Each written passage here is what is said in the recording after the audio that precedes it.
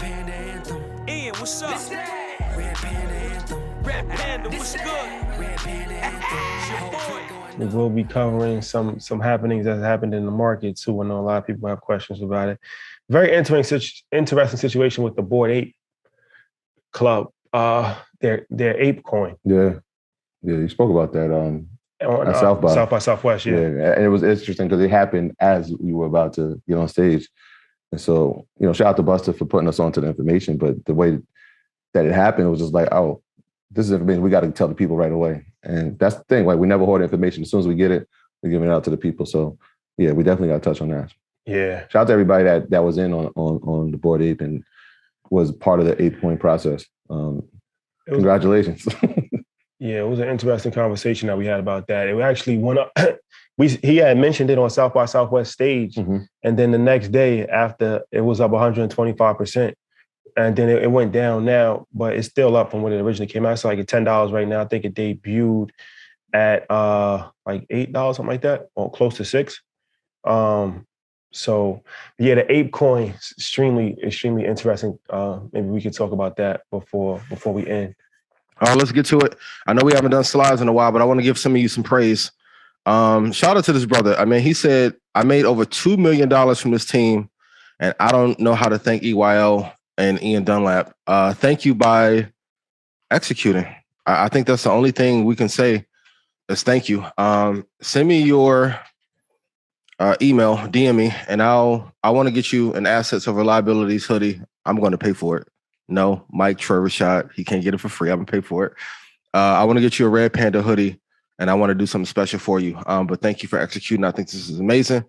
If you want to be the next person who makes a bunch of money from listening to the advice, please put "This is amazing" in chat.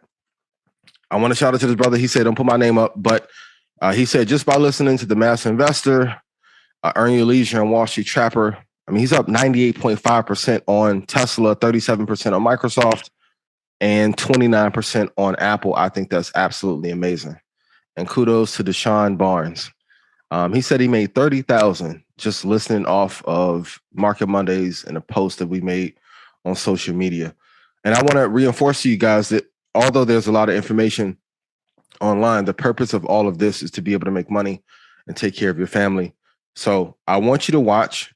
I want you to enjoy and have a good time, right? But I also want you to execute, because that's the most important thing. And here's an incredible one to wrap up. The brother made $300,000. And look what he said. We've never met. Gave free advice on every Monday during COVID.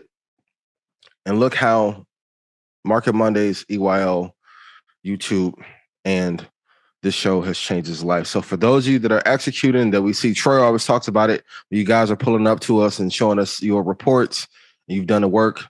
That's absolutely amazing. Listen, excluding nobody, I think this is one of the greatest entrepreneurs on the planet, even though he doesn't get celebrated as that. And they had one of his best interviews ever.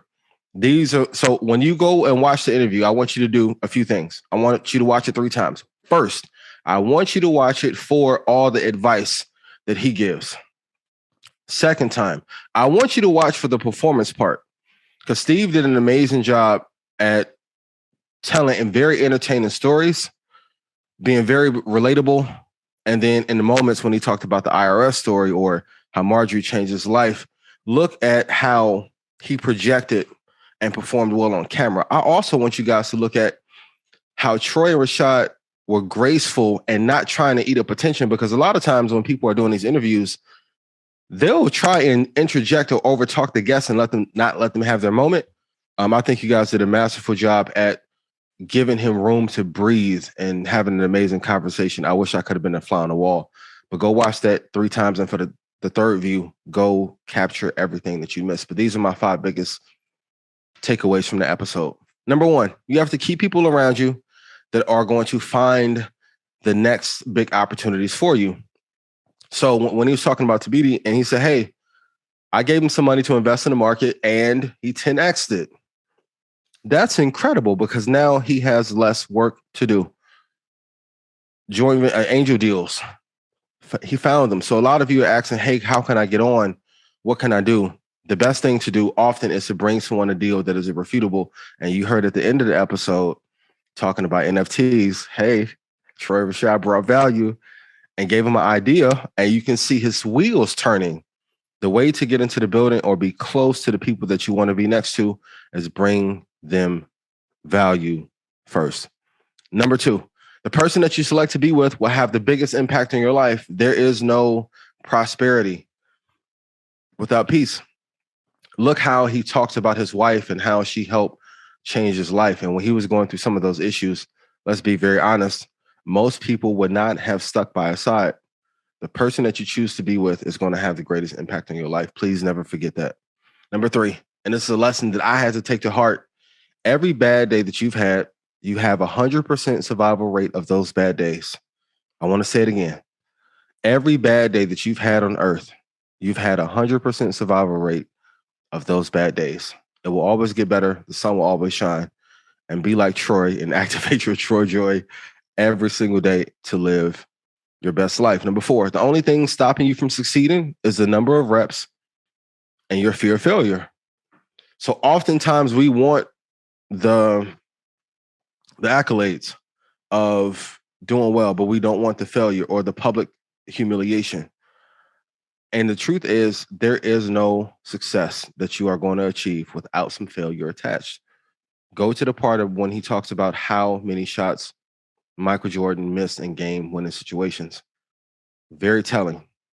Whatever you do and whatever success you want to achieve, you're going to have to fail some in order to get all the answers that you need to succeed.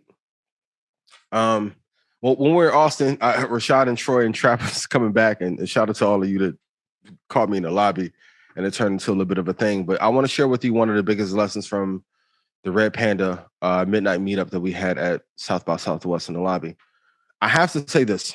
Please write this down. Do not short Apple or any of the top 5 stocks that are publicly traded. I was talking to a brother and he said, hey, man, I'm thinking of shorting Apple. And I think he already had a position in it. And I was like, hey, if you do, only short for a couple of days, because when you are saying that I'm going to short a top 5 company, you're basically saying my money is more valuable than all of the billions of dollars that hedge funds and pension funds have currently in the market. And it's a recipe for disaster. The top 5, regardless of any era, you traditionally just want to be long. For those that are of lower value, maybe you can short those, but overall, you do not want to short those. So let me give you a little formula. Look at what the historical drawdowns are for the stock. And if the drawdown is less than 20%, stay away from shorting it. Second, you want to make sure that the drawdown is between 35% and 55% if you're going to look to short or do puts on it in order to be safe. And you still only want this to be a short-term investment. You don't want this to be a long-term investment. Anything, any asset, you want to be long it majority of the time. I know some of you want to time it because of recession in the Ukraine. I get it, but you're going to lose more money going against the trend than you will going with it. Later today, I'm going to put in the chat how to find the number of institutional investors. But if you go to NASDAQ, you can easily find that. But I want to give you guys the exact link later. This that Red Panda anthem. Ian, what's up? This that Red Panda anthem. Red Panda, what's good? Red Panda anthem. Whole court going up. I know they can't stand it.